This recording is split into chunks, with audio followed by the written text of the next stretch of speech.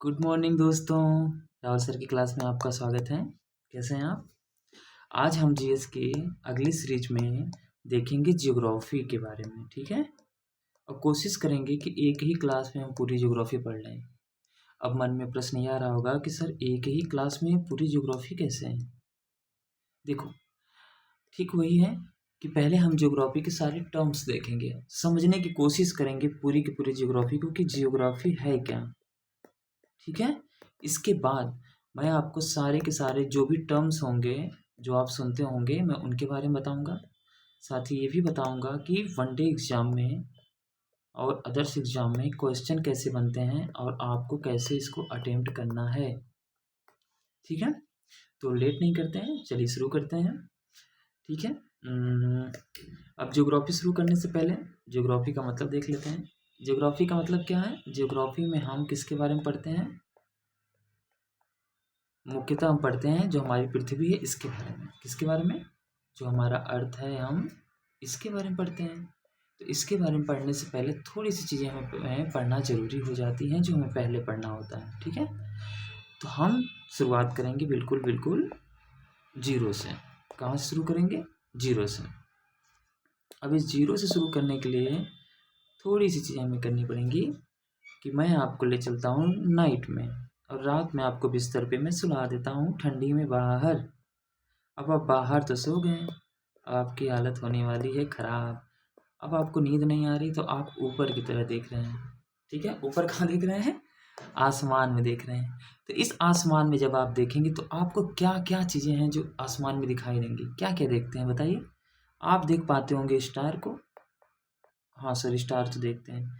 फिर आप देख पाते होंगे प्लैनेट्स को, मतलब जो ग्रह होते हैं, हाँ सर देख तो रहे हैं। फिर आप क्या देख पाते हैं? आप देख पाते हैं मीटियोर्स को, देखा है ना, ठीक है, मतलब उल्का पिंड को या उल्कास्म को कह लें। फिर आप देख पाते हैं एस्ट्रॉयड्स को, ये क्या होते हैं? ये क्षुद्र ग्रह या इनको अवांतर ग्रह बोलते हैं। फिर आप देख पाते होंगे कॉमेट्स को, मतलब पुच्छल तारे या धूमकेतु, नाम सुना है? वो धूम धूम का गाना नहीं, धूमकेतु, ठीक है। फिर इसके बाद और आप क्या देखते हैं? आप वहाँ देखते हैं सैटेलाइट, ओहो। फिर इसके बाद और ऊपर आप क्या देखते हैं? इसके ऊपर आप देखते हैं ब्लैक होल। क्या आपको दिखाई पड़ता है? नहीं सर नहीं दिखाई पड़ता। फिर इसके बाद आपको एक एनर्जी वहाँ पे दिखाई पड़ती है जिसको बोलते हैं डार्क एनर्जी। क्या आपको दिखाई पड़ता है?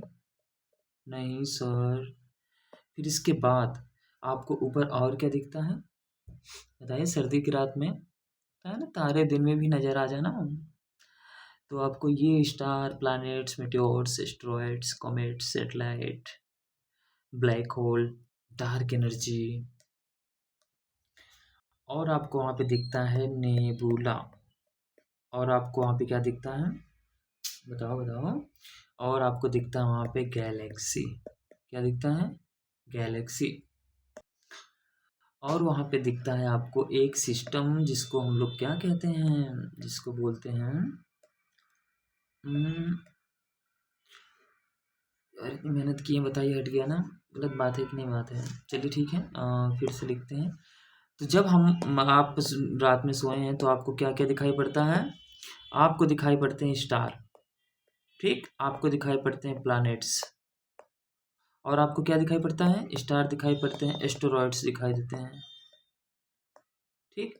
इसके बाद आपको क्या दिखाई पड़ता है? कॉमेट्स दिखाई पड़ते हैं। फिर इसके बाद आपको क्या दिखाई पड़ता है? मेटियोर्स दिखाई पड़ते हैं। इसके बाद आपको क्या दिखाई पड़ता है? ब्लैक होल दिखाई पड़ते हैं। और आपको क्या दिखता है वहाँ पे? गैलेक्सीज दिखती हैं, आपको नेबुला दिखता है, ठीक है। और आपको क्या दिखता है? ये हम आसमान की बात कर रहे हैं, सोचिए हमारे ब्रह्मांड या कॉस्मोस में क्या क्या हमको दिखता है। नेबुला दिखता है, black hole, galaxy, meteors, comet, asteroid, planet, आपको सैटेलाइट दिखता है, ठीक। और आपको क्या दिखाई पड़ता है? कुछ और दिखता है? एकदम लो टेम्परेचर तो दिखता है, ठीक है, उसकी बात छोड़ देते हैं। ये सारी चीज़ें दिखाई पड़ती हैं और यहीं से आपके प्रश्न पूछते हैं, ठीक है। यहीं से आपके प्रश्न आते हैं। जैसे स्टार, स्टार का मतलब क्या हो गया, हम तारे की बात कर रहे हैं। ये तारा क्या होता है, जो आप देखते हैं, मान लीजिए कि सर्द रातों में जो भी आप सो करके देख रहे हैं, आपको क्या दिखाई पड़ रहा है, स्टार। स्टार वो होता है जो आपको हमेशा चमकता हुआ दिखाई पड़ता है, जो हमेशा शाइनिंग करता हुआ, जिसमें हमेशा लाइट होती है, वो क्या होता है, वो स्टार होता है। ये हमेशा चमकता है, दिन में हमें इसलिए नहीं दिखाई देता क्योंकि सूर्य की रोशनी की वजह से, ठीक है। तो स्टार हमेशा लाइट होता है। फिर इसका स्टार को देखेंगे, इनकी संख्या करीब अरबों में है, बिलियंस में है, ठीक। इसके बाद इनका आकार बहुत बड़ा भी होता है और कुछ छोटे भी आकार के होते हैं, ठीक है। इसके अलावा इनमें जो एनर्जी पाई जाती है, या जिस वजह से चमकते हैं, वो क्यों, हाइड्रोजन और हीलियम की वजह से, यानी नाभिकीय संलयन की वजह से ये क्या है, चमकते हैं। इसके बाद स्टार जो हम और देखते हैं स्टार के बारे में, ठीक है, इनका आकार जो होता है तस्तरी नुमा होता है, चपटा होता है। जैसे आपने घर की प्लेट देखा है, उस प्लेट की तरह से इनका क्या होता है, इनका शेप होता है। इनका टेम्परेचर बहुत ज़्यादा होता है। टेम्परेचर क्या होता है, टेम्परेचर बहुत ही ज़्यादा होता है। तो ये स्टार आपको कहाँ दिखाई देंगे, आसमान में दिखाई देते हैं, ठीक है। जैसे इसका एक एग्जाम्पल आप समझिए, ऐसे हमारा जो सन है, सूर्य है, वो क्या है, वो एक स्टार ही है, ठीक है। फिर इसके बाद स्टार तो दिखाई दिया। अब ये प्लैनेट्स क्या होते हैं, ये स्टार याद रखना, अरबों में इनकी संख्या है, ठीक है। और एक चीज और याद रखना, इन्हीं जो स्टार का जो हम ग्रुप देखते हैं, जब हम कई ग्रुप में इन्हें देखते हैं, तो इसी ग्रुप को हम क्या बोल देते हैं, गैलेक्सी, ठीक है। और यही स्टार जिससे बनता है उसको हम बोल देते हैं नेबुला। क्या बोल देते हैं, नेबुला। तो नेबुला क्या होता है, जो अभी हम देखेंगे, और गैलेक्सी भी हम देखेंगे। गैलेक्सी हमने क्या बताया, हमने बताया ना कि ग्रुप ऑफ स्टार है, ठीक है। और कहीं कहीं आपको नक्षत्र मंडल भी दिखाई देते हैं, ठीक ना। जो आकृतियां नहीं दिखाई जाती हैं, नक्षत्र मंडल के बारे में आपने सुना होगा।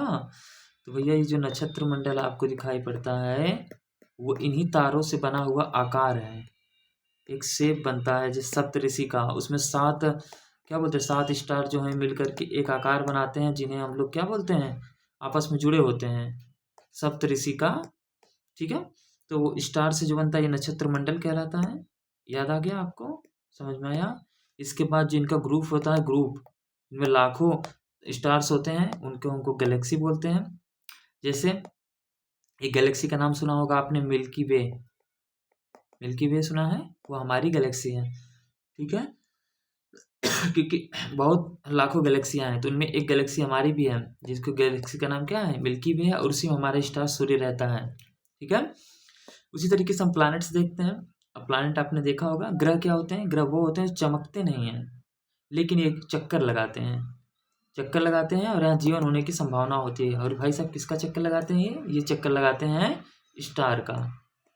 जैसे हमारा अर्थ, जो हमारी पृथ्वी है, वो एक ग्रह है, और किसका चक्कर लगा रही है, हमारे सन या सूर्य का। सूर्य क्या है, एक स्टार ही तो है, ठीक है। तो ये जो प्लैनेट्स होते हैं, तो क्या होते हैं, ये सन का एक तरीके से कहीं स्टार का क्या करते हैं, चारों तरफ से चक्कर लगाते हैं। इनकी अपनी एक निश्चित कक्षाएं होती हैं, उन्हीं में ये क्या करते हैं, चक्कर लगाते हैं। जैसे मान लीजिए यहाँ पे स्टार है बीच में, तो ये इस कक्षा में ही लगाएगा, इसके बाहर नहीं जा सकता। जैसे आप कक्षा 1 में है तो 1 में ही पढ़ेंगे, 2 में नहीं जाएंगे, ठीक है। फिर इसके बाद देखिए, प्लैनेट्स में हमने ये देखा। तो अभी हम पढ़ते हैं, हमारे पास पृथ्वी है, सूर्य है, सॉरी पृथ्वी है, बृहस्पति है, शनि है, अरुण है, वरुण है, ये सारी कौन है, प्लैनेट्स ही तो हैं। फिर इसके बाद देखो, इस प्लैनेट्स में कुछ ऐसे प्लैनेट्स होते हैं जो बहुत छोटे होते हैं, उनको हम लोग ड्वार्फ प्लैनेट्स बोलते हैं। क्या बोलते हैं, ड्वार्फ मतलब कि बौना ग्रह बोलते हैं। क्या बोलते हैं, बौना ग्रह। जैसे हमने प्लूटो का नाम सुना होगा आपने, प्लूटो को क्या बोला जाता है, प्लूटो को बोला जाता है बौना ग्रह, ठीक है। तो ये बौना ग्रह देख लिया। अब इसके बाद देखो, तो बौना ग्रह भी देख लिया क्या होता है, ठीक है। इसके बाद ये एस्टेरॉइड्स क्या होते हैं, कॉमेट्स क्या होते हैं। तो एस्टेरॉइड का मतलब है क्षुद्र ग्रह, या अवान्तर ग्रह भी कहते हैं। याद रखना है, ग्रह तो नाम दिया गया है, लेकिन इनका आकार कुछ भी हो सकता है। इन एस्टेरॉइड का, कॉमेट्स का और मीटियोर्स का, इन तीनों का आकार कुछ भी हो सकता है। इनका जो शेप है, ठीक है, कुछ भी हो सकता है। उबड़ा खाबड़, उबड़ खाबड़, ठीक है, जैसे पत्थर उत्थर देखा होगा ना आपने, उस प्रकार से हो सकता है। याद क्या रखना है इनके बारे में, जो एस्टेरॉयड होता है ये किसी निश्चित दिशा में ही पाया जाता है, सॉरी ये निश्चित कक्षाओं में पाया जाता है। ये पाया जाता है मंगल और बृहस्पति की कक्षा में, ठीक है। मार्स और जुपिटर की जो कक्षा होती है उन्हीं के बीच में पाया जाता है। जैसे हम देखते हैं हमारा ये सूर्य है, अब यहाँ पे मान लो यहाँ पे मंगल ग्रह है या यहाँ पे बृहस्पति है, इन दोनों के बीच में गैप है ना, इसी पे एक पट्टी की तरह क्षुद्र ग्रह की पट्टी पाई जाती है जहाँ पे एस्टेरॉयड पाए जाते हैं, ठीक है। और ये तीनों के तीनों क्या करते हैं, asteroid, comets and meteors sorry, ये भी सूर्य का चक्कर लगाते हैं। किसका चक्कर लगाते हैं, सूर्य का चक्कर लगाते हैं। तो इनका आकार कुछ भी हो सकता है, याद रखना है। ये मंगल और बृहस्पति की कक्षा में पाए जाते हैं। ये जो मेटियोर्स हैं, उल्का पिंड हैं, ठीक है, ये कहीं भी पाए जा सकते हैं, ये कहीं भी पाए जा सकते हैं। और यही उल्का पिंड है, याद रखो, जब हमारा जो अर्थ है, जो पृथ्वी है, इसी पृथ्वी की तरफ जब ये आते हैं ना, क्योंकि इनकी कोई निश्चित दिशा तो है नहीं, जब ये पृथ्वी की तरफ आकर के गिरते हैं तो यही जलने लगते हैं। और जब जलने लगते हैं तो इन्हीं को आप लोग बोलते हैं टूटता हुआ तारा। क्या बोलते हो, टूटता हुआ तारा। और बहुत जीने मरने की कसमें खाते हो, प्यार मोहब्बत के कुर्बान होने की बातें करते हो, और बाकी सपने होते हैं जिन्हें कहते हो कि टूटता हुआ तारा देखा तो हमारा सपना क्या हो जाएगा, पूरा हो जाएगा। इसके बाद क्या है, हाँ ये तो हमने देख लिया। इन तीनों में बस वही है। अब जो ये मेटियोर्स हैं, अभी इनके बारे में हमने देखा ना, इन्हीं से एक झील बनी है जो उल्का पिंड है, यहीं पे आप देखेंगे एक लोनार झील भारत में बनी है। मान लो पृथ्वी, मैंने कहा ना पृथ्वी की तरफ आ रहे हैं, गिर रहे हैं, तो एक पृथ्वी पे आगे गिर भी गया था महाराष्ट्र के लोनार क्षेत्र में, तो वहाँ एक लेक का निर्माण हुआ है जिसको हम लोग बोलते हैं कि उल्का पिंड से ही बना है। तो ये थोड़ा सा याद रखना, ठीक ना। अब इसके बाद ये पुच्छल तारे क्या होते हैं। अब इनके क्या पुच्छल है और तारे हैं, तो क्या ये तारे हैं, क्या इनकी पूंछ है, तो याद रखना बच्चा, तारे नहीं है ये, ठीक है। इनका स्वयं में इनके पास लाइट नहीं है, सूर्य के लाइट से ये चमकते हैं, सब चमकते हैं सूर्य के लाइट से ही, जो भी चमक रहा है, ठीक है। अब होता क्या है, जब सूर्य के पास से गुजरता है ना, सूर्य के पास से जब ये गुजरता है, बर्फ के गोले की तरह होता है ये, तो जब ये सूर्य से दूर जाता है, कहाँ जाता है, सूर्य से दूर, ये सूर्य से जब दूर जाता है तो सूर्य की ओर इसकी पूंछ दिखाई देती है, इसलिए इसको हम लोग पुच्छल तारा बोलते हैं, ठीक है, या कॉमेट्स बोलते हैं, ठीक ना। यहाँ तक बात समझ में आई। अब आगे समझते हैं, ये गैलेक्सी मैंने आपको बताया ना, गैलेक्सी मैंने बता दिया, ब्लैक होल के बारे में थोड़ा सा देख लेते हैं कि भाई साहब ई कहाँ बाटे। तो ब्लैक होल कुछ और नहीं है, जब आपको मैं अंतरिक्ष में भेज दूंगा तो कुछ ऐसा क्षेत्र दिखाई देगा जहाँ पे चीजें जाने के बाद वापस नहीं आती, गायब हो जाती हैं। ऐसा क्यों होता है, क्योंकि इसके पास जो ग्रेविटेशनल फोर्स है इसका, या गुरुत्वाकर्षण जो बल है ना, वो इसका बहुत ज़्यादा है, जिसकी वजह से ये चीज़ों को खींच लेता है। जैसा कि हम जानते हैं ना, पृथ्वी पे हर एक चीज़ दूसरी चीज़ को क्या करती है, खींचती है अपने पास, कुछ भी खींचता है। जैसे मैं पेन या जिस टैब में बना रहा हूँ वीडियो, वो टैब मुझे खींच रहा है, मैं भी उसे खींच रहा हूँ, पर गुरुत्वाकर्षण बल दोनों का क्या होता है, दोनों के पास ठीक ठाक है, इसलिए ना मैं उसको खींच पा रहा हूँ ना वो मुझे खींच पा रहा है, ठीक है। तो अब क्या देखना है, गुरुत्वाकर्षण बल खींचता है, तो उसी तरीके से ब्लैक होल का गुरुत्वाकर्षण बल बहुत अधिक हो जाता है, वो खींच लेता है। जैसे आपने कहा ना, आपने देखा होगा कि आप लोग बात करते हैं आकर्षण की, जब आपको किसी से आकर्षण होता है तो आप उसकी तरफ खींचते हुए चले जाते हैं, वो चुम्बक की तरह जहाँ जहाँ जाएगा उसके पीछे पीछे जाओगे और खींचते हुए चले जाओगे। होता है कि नहीं होता है, तो ये जो आकर्षण है वो यही है। तो जहाँ आकर्षण बल होता है वहाँ पे गुरुत्वाकर्षण बल, मतलब वहाँ पे चीजें खींच रहती हैं। तो ब्लैक होल कुछ नहीं है, एक ऐसा क्षेत्र है जहाँ पे चीज जाने के बाद गायब हो जाती हैं, ठीक है। ये ब्लैक होल कैसे बनता है, ये सब हम लोग आगे बात करेंगे। फिर इसके बाद देखते हैं, इसके बाद फिर आता है अपना फिर से गैलेक्सी। कुछ नहीं है, जो स्टार है उन्हीं का ग्रुप होता है, एक बहुत अच्छा ठीक ठाक ग्रुप होता है, उन्हीं को हम लोग क्या बोल देते हैं, गैलेक्सी बोल देते हैं, ठीक है। नेबुला क्या होता है, एक गैसों का बादल है जिसमें गैस और धूल कण है। जब मैं आपको भेजूंगा ना अंतरिक्ष में, आप जाएंगे ना, कभी मौका मिलेगा तो आपको कहीं ऐसा क्षेत्र में दिखाई देगा जहाँ पे क्या है, सिर्फ गैसें हैं और धूल कण हैं और इनके बादल हैं, ठीक है, यही हैं, ठीक है। इन्हीं को बोलते हैं हम लोग नेबुला, ठीक। इसके बाद आप ऊपर जाएंगे तो आपको कुछ चीज़ें और दिखाई देंगी बच्चों, भूलना नहीं है क्या दिखाई देगा, ठीक है।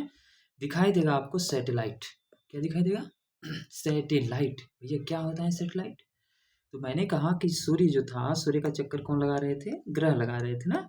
और ये किसी दिशा में लगा सकते हैं, वेस्ट टू ईस्ट लगा सकते हैं, ईस्ट टू वेस्ट लगा सकते हैं। वो ग्रह की उत्पत्ति के समय वो जिधर घूम रहा था उधर ही घूम रहा होता है, ठीक है। जैसे हमारा अर्थ जो है वेस्ट से ईस्ट की तरफ जाता है, लेकिन वही हमारा शुक्र जो है वो ईस्ट से वेस्ट की तरफ जाता है, ठीक है। तो उसी प्रकार से अब यहाँ पे हटा दो, सिर्फ किसको हटा दो? स्टार को हटा दो, यहाँ पे लगा दो प्लैनेट्स को। तो जो प्लैनेट होते हैं, जो ग्रह होते हैं, जब किसी ग्रह का चक्कर कोई दूसरा लगाता है तो उसको हम लोग बोलते हैं उपग्रह या सैटेलाइट। क्या बोलते हैं? उपग्रह और या फिर सैटेलाइट, ठीक है। तो ये दो प्रकार की हैं। अभी तो मानव भी भेज रहा है ना अंतरिक्ष में सैटेलाइट, नाम सुनते हैं ना। तो सैटेलाइट ऊपर जाके क्या करता है? अगर वो पृथ्वी के लिए भेजा गया सैटेलाइट है तो पृथ्वी का चक्कर लगाएगा, दूसरे ग्रह के लिए भेजा गया है तो दूसरे ग्रह का। अब चक्कर लगाने का मतलब यहाँ पे हमारी पृथ्वी ऊपर चक्कर लगा रहा है ऐसे ऐसे, तो पूरे का पूरा इमेज देगा, डेटा और बाकी चीज़ें हमें सेंड करेगा कि नहीं करेगा? तो वही चीज़ वहाँ पे जा करके करता है, ठीक है। फिर इसके बाद चलिए आगे देखते हैं। आगे फिर इसके बाद नेबुला सैटेलाइट। नक्षत्र मंडल क्या होता है? मैंने कहा ना, एक आकार बनता है स्टार का। जब आपने बहुत गौर से देखा होगा बचपन में, तो आप तारों को जोड़ जोड़ के एक आकार बनाते रहे होंगे। बनाते थे कि नहीं बनाते थे? इस तरह से जब एक आकार आप बनाते थे, देखिए सबके सब जुड़ गए हैं ना। कहीं सिंह का आकार दिख रहा है, कहीं मछली का आकार दिख रहा है, कहीं सप्तऋषि का आकार दिख रहा है। तो इनको ही नक्षत्र मंडल कहते थे, और यही देख के बताया जाता है कि भैया इनका जन्म किस नक्षत्र मंडल में हुआ है, ठीक है। उसी के आधार पे एक अंदाजा लगाया जाता है कि इनका भविष्य कैसा होगा, ठीक ना। तो यहाँ तक बात समझ में आई। तो ये सारी चीज़ें थी जो मोटी मोटा हमने देखा कि हम जब आसमान में जाते हैं तो हमें ये सारी चीज़ें दिखाई देंगी। और कुछ चीज़ें दिखाई देंगी, उसको भी थोड़ा सा देख लेते हैं। जैसे वहाँ पे आपको क्या दिखाई देगा, याद रखना, एक जेट स्ट्रीम दिखाई देगी। बाद में भी पढ़ा सकता था लेकिन अभी समझ लेते हैं। जैसे हम यहाँ से ऊपर उठेंगे ना, तो एक हवा की पेटी, जो हवा ज़्यादातर क्या होगी, वेस्ट से ईस्ट की तरफ ऐसे सर्पीले आकार में बहती हुई दिखाई देगी। मान लो ये करीब 8 से 10 किलोमीटर के ऊपर, तो उसको हम लोग बोलते हैं जेट स्ट्रीम। ऊपर और हमें क्या दिखाई देगा, जब हम ऊपर जाएंगे तो हमें कुछ लेयर दिखाई देंगे, ठीक है। उस लेयर को, उसमें कुछ लेयर जो है ओजोन की लेयर है। कौन सी लेयर है? ओजोन की लेयर। ये ओजोन की लेयर क्या करती है, याद रखना, इस ओजोन की जो एक प्रकार की लेयर है वो सूर्य से आने वाली हानिकारक किरणों को रोकती है, ठीक है, रोकती है। उसके बाद एक तरीके से ये क्या करता है, फिल्टर का काम करता है। सूर्य की रोशनी को फिल्टर करता है, उसके बाद अर्थ के पास भेजता है। अगर डायरेक्ट आती तो उसमें क्या होता, वो हमें बहुत ज़्यादा नुकसान पहुंचाती, ठीक है। अल्ट्रावायलेट होती हैं तो हमें बहुत ज़्यादा नुकसान पहुंचाती। तो एक ओजोन लेयर भी हमने देख लिया। ओजोन लेयर ज़्यादातर ये कहाँ पर होता है, समताप मंडल में होता है। पढ़ेंगे इसके बारे में, आगे पढ़ेंगे, ठीक ना। तो ये सारी चीज़ें हमने, जब हम ऊपर की तरफ जाते हैं तो ये सारी की सारी चीज़ें हमें दिखाई देती हैं, ठीक है। अब हम क्या करते हैं, पृथ्वी ऊपर तो जा करके देख लिया। अब चलते हैं थोड़ा सा और सैर करते हैं, 2-4 मिनट देख लेते हैं कि भैया ये सारी चीज़ें आई कहाँ से। ये जितनी चीज़ें आपको दिखाई दे रही हैं, ये सारी चीज़ें आई कहाँ से, बनी कैसे, ठीक है। चलो आओ देखते हैं कि ये सारी चीज़ें बनी कैसे हैं। तो जैसे आज हम देख रहे हैं ना, ये हमारा अर्थ, सोच छोड़ दो अर्थ, ये समझ लो कि पूरा का पूरा क्या है, पूरा का पूरा ब्रह्मांड है। इसी में कहीं पृथ्वी है तो कहीं पे स्टार हैं, कहीं सब कुछ है, एवरीथिंग इसी में है, ठीक है। अब ये भैया आए सब कहाँ से, बने कहाँ से, बहुत बड़ा प्रश्न है। तो इस प्रश्न को बस ऐसे याद रखना है। पहले जैसे ये ब्लैक वाइट मेरा बोर्ड दिख रहा है, बिल्कुल सादा सा, वैसे बिल्कुल सादा सा कुछ भी नहीं था, बस एक पॉइंट था इस तरह से, जिसको सिंगुलरिटी बोलते थे। एक पॉइंट था ना, इस तरीके से एक पॉइंट था। और ये पॉइंट करता क्या था, इस पॉइंट में बहुत ज़्यादा तापमान या टेम्परेचर था, बहुत ज़्यादा इसकी डेंसिटी थी, और प्रेशर भी इस पर क्या था, बहुत ज़्यादा था। एक तरीके से वही हो गया, मान लीजिए मैं आपको एक बॉल दे दूँ, और उस बॉल को, बड़ा सा बॉल है, आप इसको छोटा कर रहे हैं, फिर छोटा कर रहे हैं, फिर छोटा कर रहे हैं, एकदम छोटा कर दिया, तो क्या उसमें ब्लास्ट होगा कि नहीं होगा, होगा ना। फिर याद रखो, उस बॉल के अंदर मैंने आपको बहुत सी चीज़ें रखने के लिए दिया था। आपने वो चीज़ें बॉल के अंदर रखी थी, अब ब्लास्ट होगा तो बॉल के अंदर जो चीज़ें रखी हुई थी बाहर की तरफ निकलेंगी कि नहीं निकलेंगी? बाहर जाएंगी? हाँ सर जाएंगी। तो हुआ क्या, जब कुछ भी नहीं था, कुछ भी नहीं था, तो जिस तरह से ब्लैक दिख रहा है ये ना, ये बोर्ड आपको दिख रहा है कि नहीं दिख रहा है, ठीक इसी प्रकार से चीज़ें थी। बस एक पॉइंट यहाँ पे बिंदु था, इसी में होता है विस्फोट। बम फूटते हुए देखा है? चलो कभी मूवी देखा होगा, मूवी में कोई गाड़ी में विस्फोट होता है, कैसे उसके कलपुर्जे इधर उधर बिखर जाते हैं, होता है ना? तो इसी में होता है विस्फोट। ये जो विस्फोट होता है, जब विस्फोट होगा तो चीज़ें यहाँ फैल गई, यहाँ फैल गई, यहाँ फैल गई, यहाँ फैल गई, यहाँ फैल गई, चारों तरफ चीज़ें फैल गई, फैल गई। सोचो चारों की चारों तरफ से चीज़ें फैल रही हैं, बहुत तेज़ी से क्या हो रहा है, चीज़ें इस तरह से फैल रही हैं। तो अब होगा सर आगे क्या होगा? फिर मैंने बताया था ना कि जितने भी चीज़ें हैं सबके अंदर एक क्वालिटी ये है कि अपने आप को ये जोड़ सकती हैं। जोड़ सकती हैं कि नहीं जोड़ सकती हैं? तो जब ये चीज़ें बनी ना तो ये आपस में जुड़ने लगी बहुत तेज़ी से। जब आपस में जुड़ेंगी तो पहले बहुत ज़्यादा थी, जब आपस में जुड़ेंगी तो अब मान लो पानी की 2 बूँदें हैं, अब आपस में जुड़ेंगी तो 1 बूँद होगी तो बड़ी बूँद हो जाएगी कि नहीं हो जाएगी? बड़ी बूँदें तो हो गई। और दूसरी बात है कि जब ये विस्फोट होगा तो इनके अंदर क्या है, विस्फोट हुआ तो ये बहुत स्पीड से चल भी रही है ना, तो रुकेंगी नहीं। क्यों? क्योंकि वहाँ पे कोई भी ग्रेविटी नाम की कोई चीज़ नहीं थी जो इनको रोक सके, तो ये चलती रहीं और एक दूसरे से जुड़ती रहीं, गोल गोल घूमती रहीं। तो पहले क्या हुआ, पहले कंडीशन में जब इन्हें विस्फोट हुआ तो नेबुला ज़्यादातर बने हैं। मोटी मोटा समझ लो यार, बहुत ज़्यादा डीप नहीं जाना। नेबुला बना। अब यही बहुत तेज़ी से जब घूमा ना तो जो छोटे छोटे कण थे आपस में मिल गए। अब मिलने के बाद ये क्या बन गया, इसी के मिलने के बाद हुआ क्या कि इसके बीच में हाइड्रोजन आ गया। अब हाइड्रोजन को क्या हुआ, बहुत ज़्यादा टेम्परेचर मिला तो इसका नाभिकीय संलयन हो गया और ये चमक उठा। यानी कि जो एक नेबुला था, यानी जो बादल थे मान लो गोल गोल घूम रहे हैं, इसमें चमक हो गई, चमक उठा तो इसी को हमने स्टार कह दिया। अब ये चमक रहा था तो गोल गोल घूम भी रहा था। जब ये गोल गोल घूमेगा तो याद रखो क्या इसके छल्ले नहीं निकलेंगे बाहर? तो जब ये गोल गोल घूम रहा था ना, जैसे मैं कहूँ आपको कोई चीज़ गोल गोल घुमाइए, जो उसके किनारे चीज़ें होंगी वो बाहर की तरफ फेंका जाएंगी। होगा कि नहीं होगा? जब आप झूला झूलते हैं इस तरह से गोल गोल घुमाऊंगा तो आप इधर की तरफ लगता है कभी फेंके चले जाएंगे, इसलिए आप चेयर से बंधे हुए होते हैं। तो अब इस तरह से जब चीज़ें जाएंगी बाहर, तो जब बाहर गई ना तो इन्हीं से बन गया हमारा, क्या बन गया तो हमारे स्टार से ही बना। जो हम अपने की बात कर रहे हैं, हमारे जितने ग्रह हैं वो हमारे स्टार से ही बने हैं। ये जो जितने मैंने आपको कॉमेट्स बताएं, एस्ट्रॉयड्स बताएं, जो कुछ भी बताया सब के सब किससे बना है, सब का सब हमारे स्टार से ही बना है। ठीक है, अब चलो पीछे 2 मिनट और फिर समझो।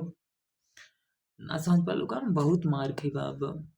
ठीक है, अब कैसे समझना है, कुछ नहीं था पहले, छोटा सा पॉइंट था, विस्फोट हुआ, चीज़ें आपस में पहले नेबुला बना, फिर चीज़ें आपस में जुड़ने लगी, जब जुड़ रही थी तो गोल गोल घूम रही थी, यहीं से छल्ले की तरह कई चीज़ें निकली, बाहर निकली जो गोल हो गई, और वो क्या कहलाई,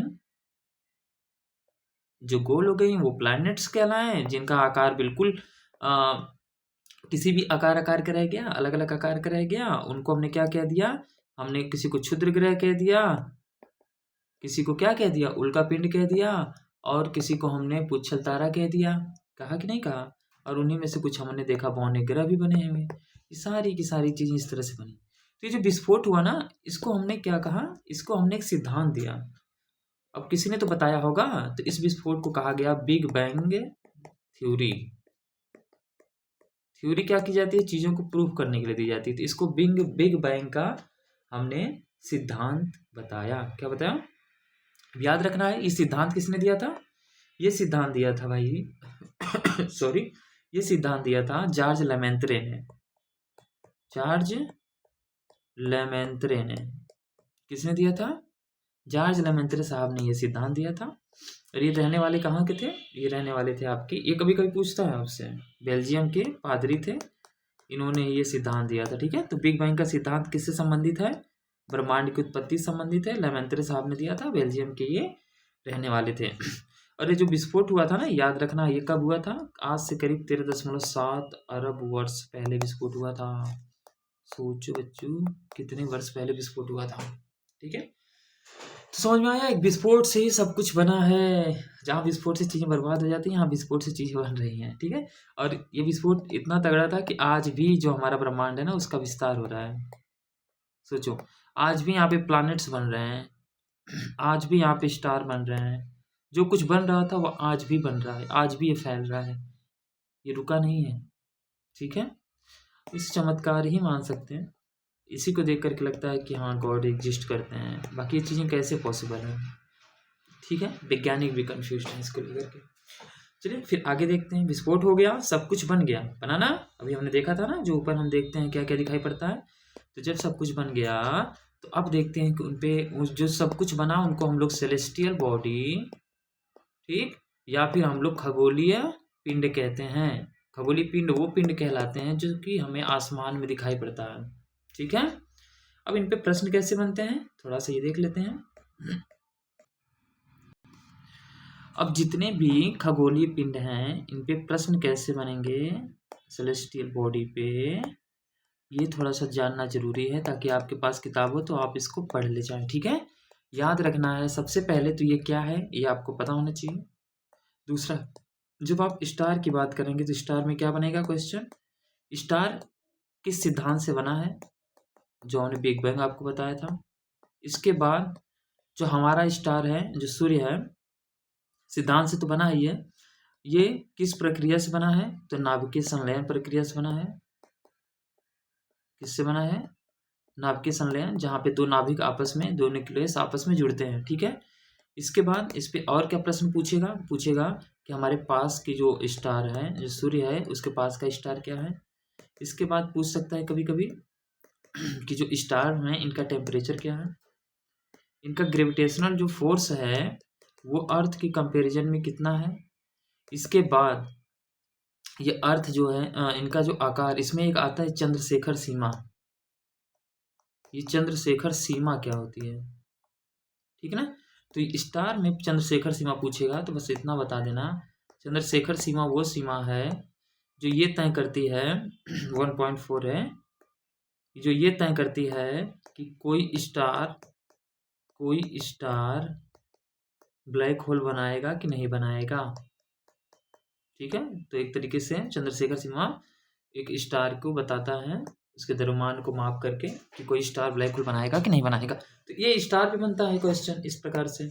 दूसरा, आपके प्लैनेट्स के क्वेश्चन कैसे बनते हैं, याद रखो, वही इनका टेम्परेचर, इनका रोटेशन, ठीक, इनका रिवोल्यूशन, इनकी उत्पत्ति के बारे में क्वेश्चन पूछता है। इसके बाद इनकी डेंसिटी के बारे में क्वेश्चन पूछता है।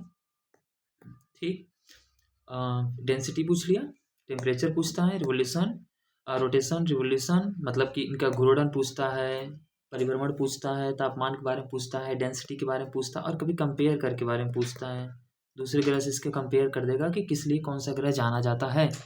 जैसे सुबह का तारा, भोर का तारा किसको जाना जाता है, जैसे शुक्र को जाना जाता है। उसी प्रकार से नीला ग्रह किसे जाना जाता है, जैसे अर्थ को जाना जाता है। तो इनके बारे में जो इनकी विशेषताएं होती हैं, स्पेसिफिकेशंस होते हैं, उनके बारे में क्वेश्चन पूछे जाते हैं। फिर इन्हीं ग्रहों के जो सैटेलाइट्स होते हैं उनके बारे में पूछे जाते हैं कि किसके अधिक सैटेलाइट्स हैं, किसके कम सैटेलाइट्स हैं। उन सैटेलाइट्स के बारे में भी पूछ लिया जाता है। इसके बाद इनमें पूछा जाता है कि कौन सबसे पास में है, कौन सबसे दूर में है। उनका एक सीक्वेंस दिया जाता है, उस सीक्वेंस को आपको अरेंज करने के लिए कहा जाता है।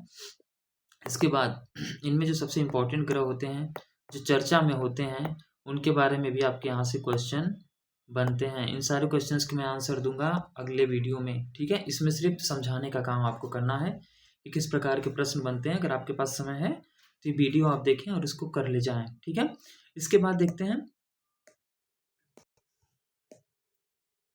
इसके बाद ये जो कॉमेट्स हमने पढ़ा था, एस्टेरॉइड्स पढ़े थे। ठीक है, इसके बाद ये जो कॉमेट्स पढ़ा था, एस्टेरॉइड्स पढ़े थे, और मेटियोर्स पढ़े थे। ठीक है, इनके बारे में देखिए क्वेश्चन कैसे बनेगा, सेम वही बनेगा। ठीक है, कौन कहाँ पाए जाते हैं, और जब ये अर्थ पे जाते हैं, अर्थ की तरफ आते हैं, तो ऐसा क्या है कि ये जल उठते हैं। इसके बाद इनका आकार क्या होता है, क्या ये सूर्य का चक्कर लगाते हैं, याद रखना ये भी सूर्य का चक्कर लगाते हैं। और ये इनका निर्माण किससे हुआ है, तो याद रखना सूर्य से।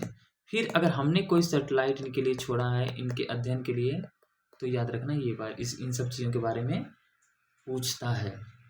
ठीक है, तो ये सारी चीज़ें हो गई। इसके बारे में कुछ चीज़ें और देख लेते हैं थोड़ा सा, जो आसमान में हमें दिखाई पड़ती हैं, जिनके बारे में हम अक्सर सुनते रहते हैं, जैसे चंद्र ग्रहण, चंद्र ग्रहण और सूर्य ग्रहण, सूर्य ग्रहण, ठीक, moon eclipse and sun eclipse. इनके बारे में सुनना है। तो चंद्र ग्रहण का मतलब होता है हमें चंद्रमा नहीं दिखाई देगा, ठीक। सूर्य ग्रहण का मतलब हो गया हमें सूर्य नहीं दिखाई देगा, ठीक।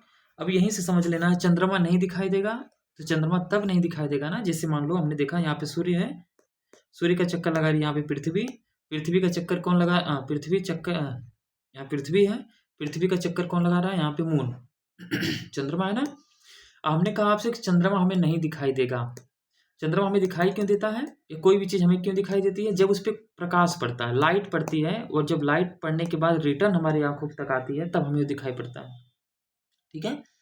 जैसे आप इस जो आप पढ़ रहे हैं, इस बोर्ड को जो सामने आपको दिख रहा है ना, इसे क्यों देख पा रहे हैं, क्योंकि इनसे आपकी आंखें टकरा रही हैं, उनमें लाइट है, वो लाइट आपकी आंखों तक आ रही है। अभी से फ़ोन लॉक कर देंगे आप, क्या आपको दिखाई देगा, नहीं दिखाई देगा। तो होगा क्या कि अब ये देखो यहाँ पे चंद्रमा है, तो अब देखो पृथ्वी जब बीच में होगी तभी तो सूर्य की रोशनी नहीं पहुंचेगी चंद्रमा पे ना। तो इसका मतलब है कि चंद्र ग्रहण के समय में जो चंद्र ग्रहण लगता है उसमें चंद्रमा हमें नहीं दिखाई पड़ता और पृथ्वी बीच में आ जाती है। वही दूसरी कंडीशन बनती है सूर्य ग्रहण में, यहाँ पे सूर्य है ना, सूर्य ग्रहण में, तो अब सूर्य ग्रहण में होता है बीच में चंद्रमा आता है, यहाँ पे पृथ्वी आती है, तो सूर्य ग्रहण में सूर्य नहीं दिखाई देता। क्यों, हम कहाँ से देखते हैं बताओ, हम यहाँ से देखते हैं ना, हम यहाँ से अर्थ हैं तो हम यहीं से देखेंगे। अब बीच में चंद्रमा आ गया, अब जब बीच में चंद्रमा आ गया भैया तो हमको नहीं दिखाई देगा ये, क्योंकि सूर्य की रोशनी चंद्रमा पूरी तरीके से क्या कर रही है, रोक रही है। लेकिन चंद्रमा का ये ऊपर वाला किनारे वाला कोरोना वाला हिस्सा हमको दिखाई देता है। तो यानी चंद्र ग्रहण में कौन बीच में आता है, पृथ्वी। सूर्य ग्रहण में कौन बीच में आता है, चंद्रमा। बस इतना याद रखना है, इन दोनों को याद नहीं रख सकते तो बस एक को याद रखो, चंद्र ग्रहण है, चंद्र में पृथ्वी आती है बस। यानी कि बीच में आने का काम पृथ्वी और चंद्रमा ही करते हैं। जब पृथ्वी यहाँ पर आ गई तो वहाँ चंद्रमा आएगा। तो यहाँ पे सूर्य ग्रहण और चंद्र ग्रहण हो गया। अब याद रखना है कि जो चंद्र ग्रहण लगता है ये हमेशा क्या पूर्णिमा को लगता है, नहीं, सभी पूर्णिमा को नहीं लगता, याद रखना है, ठीक है। कुछ पूर्णिमा को लगता है। सूर्य ग्रहण क्या लगता है, ये पूर्णिमा को नहीं लगता, या अमावस की रात को लगता है। जो भूतों वाली मूवी में आपने देखा होगा ना कि अमावस की रात है, आज वो उसकी बलि देगा, तो अमावस की रात में ये सूर्य ग्रहण लगता है, ठीक है। बहुत बदमाशी कर रहे हैं आप लोग।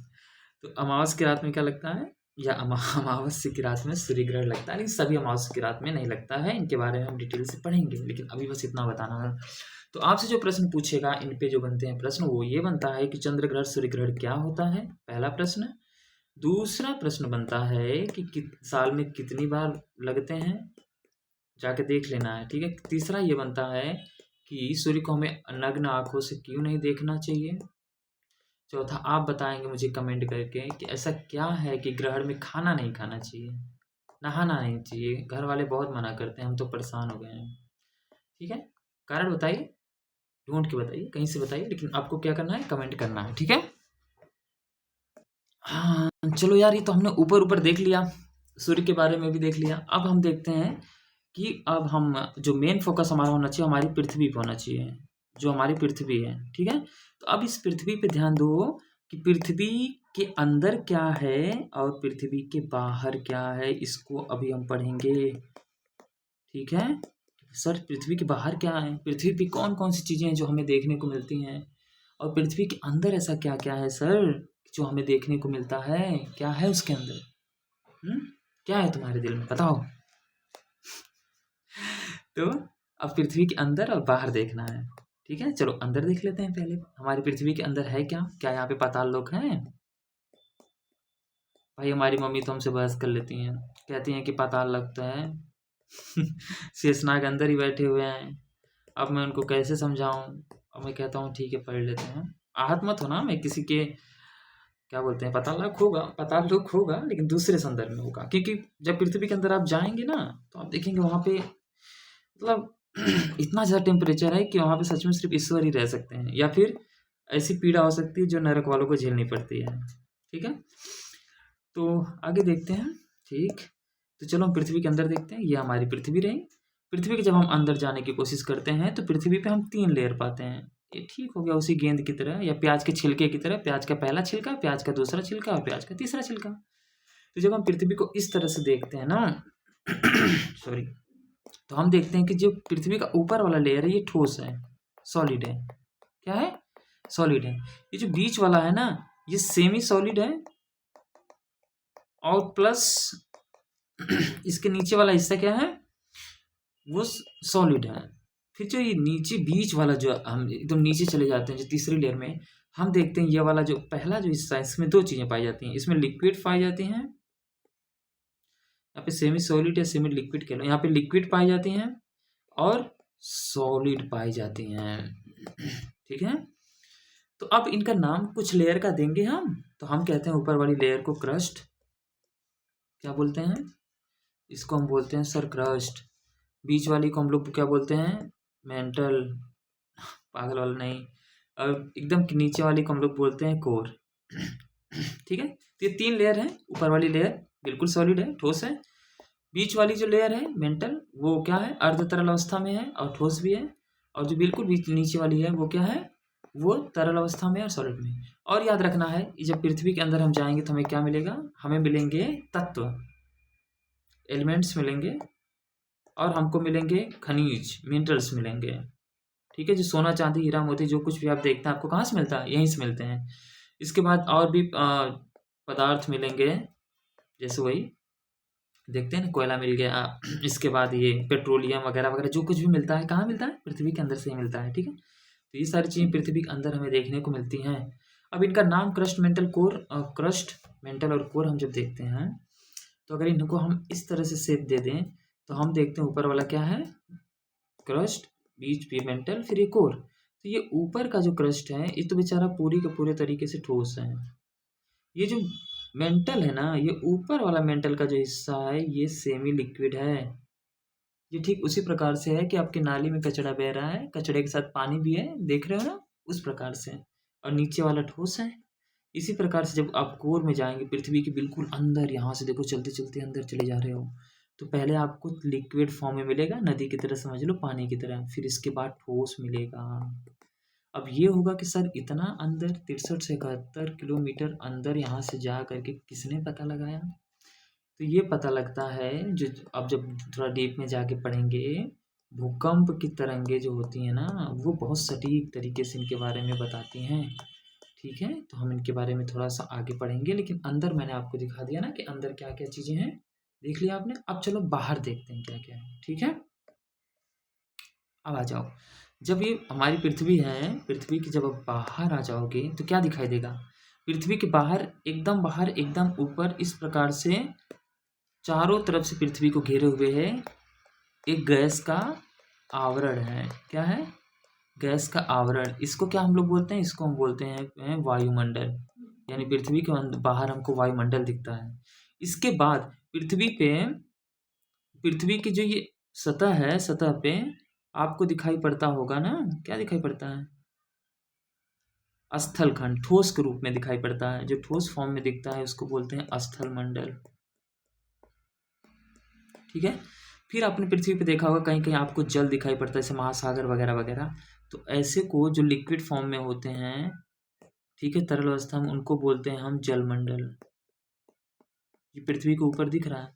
फिर इसके बाद जहाँ पे ये तीनों मिलते हैं वहाँ पे जीवन, जहाँ पे पृथ्वी पे आपको जीवन दिखाई देता है, जैसे मान लीजिए अभी आप जहाँ पे हैं वैसे क्षेत्र को बोलते हैं जीवमंडल क्षेत्र। क्या बोलते हैं? जीवमंडल। यानी वायुमंडल में क्या है? गैस है। क्या है? याद रखना, गैस है, धूल के कण हैं और कहीं न कहीं कुछ बादल्स हैं जो वायुमंडल का हिस्सा है। स्थल मंडल का हिस्सा जो ठोस चीज़ें पाई जाती हैं, बताते हैं हम आपको क्या पाई जाती हैं भाई साहब। फिर जल मंडल में जो जल वाली चीज़ें हैं और जीव मंडल में जहाँ पे जीवन पाया जाता है। ठीक है, आगे बढ़ें फिर। आइए अब देखते हैं सबसे पहले पृथ्वी के ऊपर क्या पाया जाता है।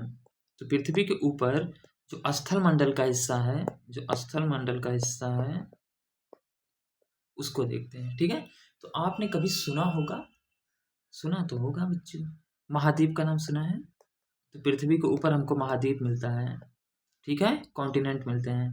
फिर इसके बाद द्वीप मिलते हैं, ठीक।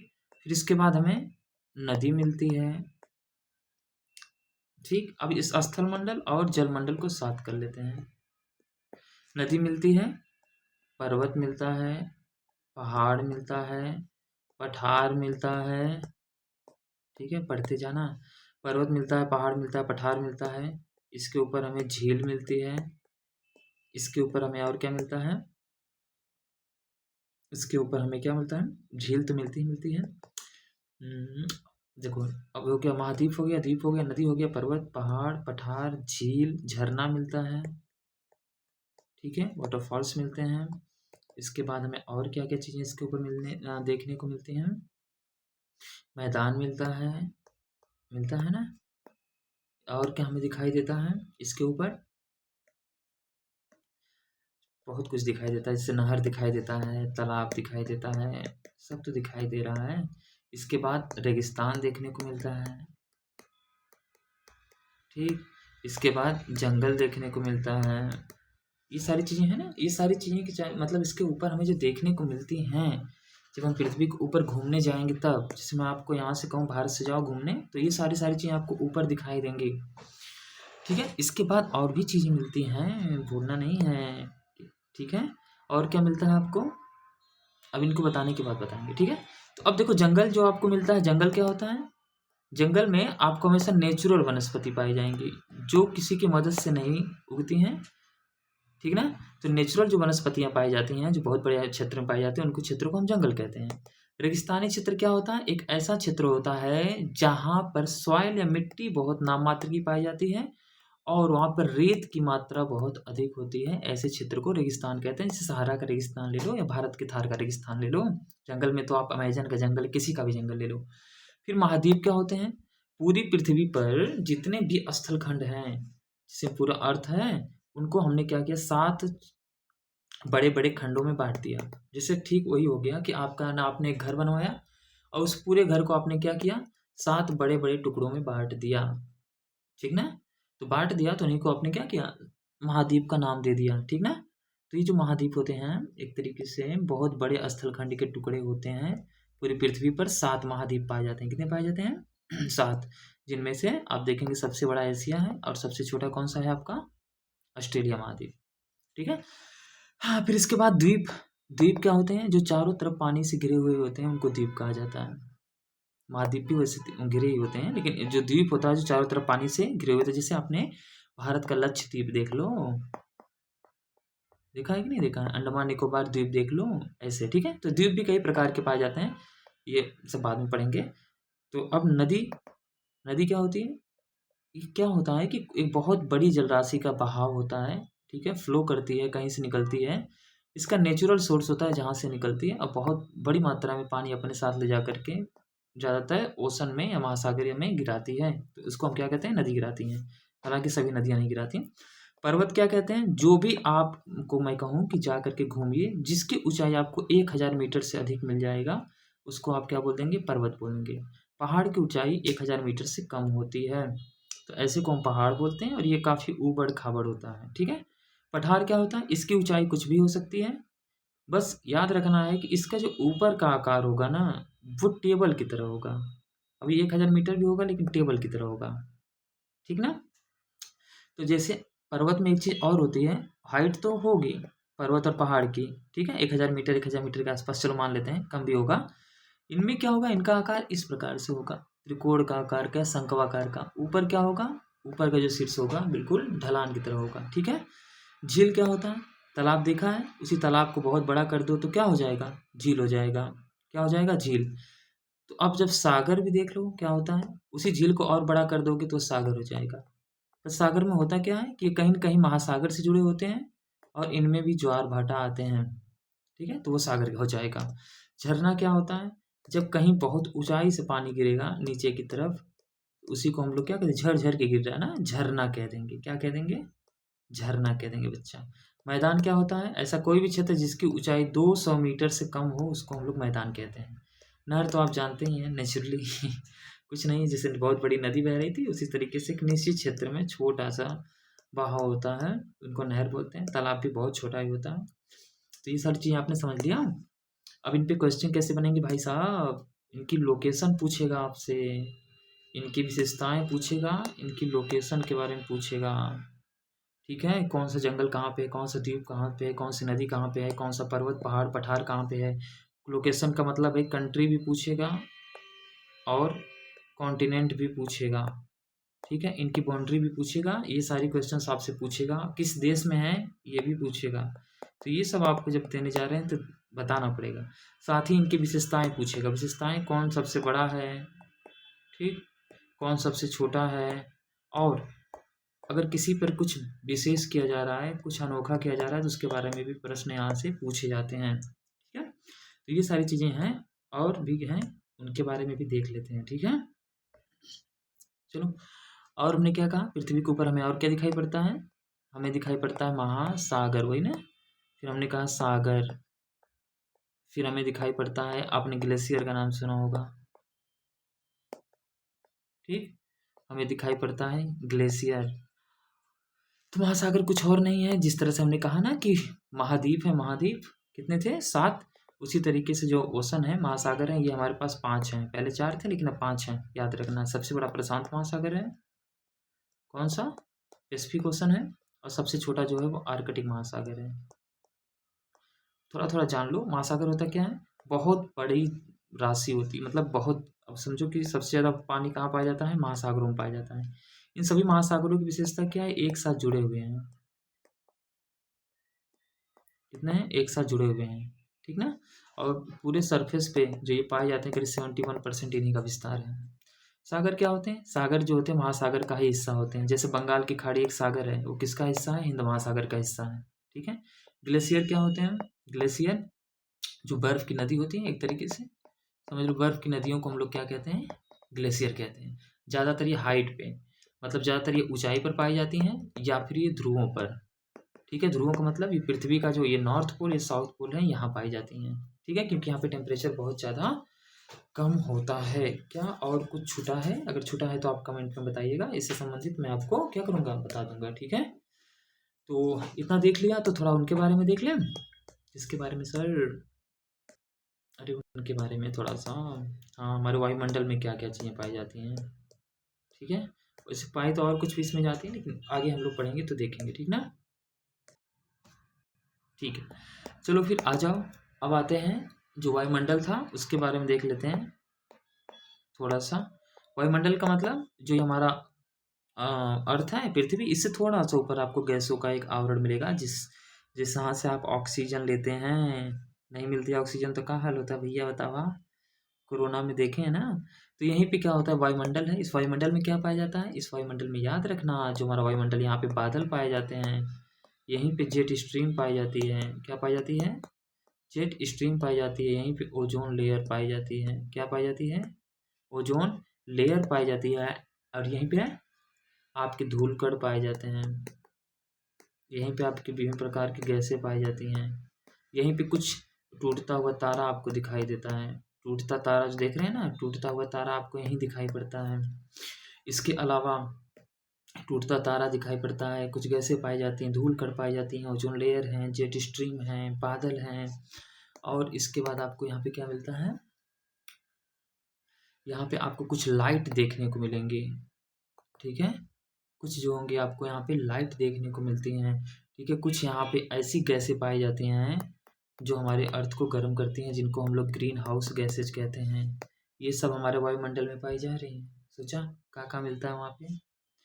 तो अब जब ये सारी चीज़ें वहाँ पर मिलती हैं, तो इनके बारे में हम जब देखें तो ये लाइट जो है ना, जब आप ये जो वायुमंडल की बात करेंगे कि कितने ऊपर तक हवा है, तो करीब 10,000 किलोमीटर, याद रखना 10,000 किलोमीटर तक आप जाएंगे, हमारा वायुमंडल आपको दिखाई देगा।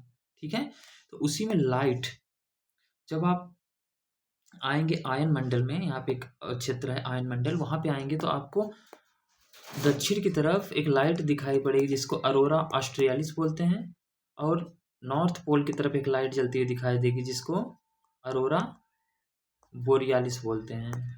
ये क्वेश्चन पूछता है, ठीक ना।